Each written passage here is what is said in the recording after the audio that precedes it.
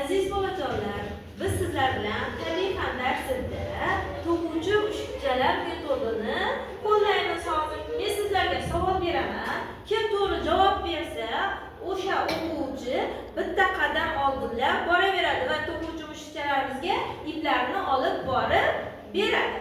Birinchi savolim Jahongirga.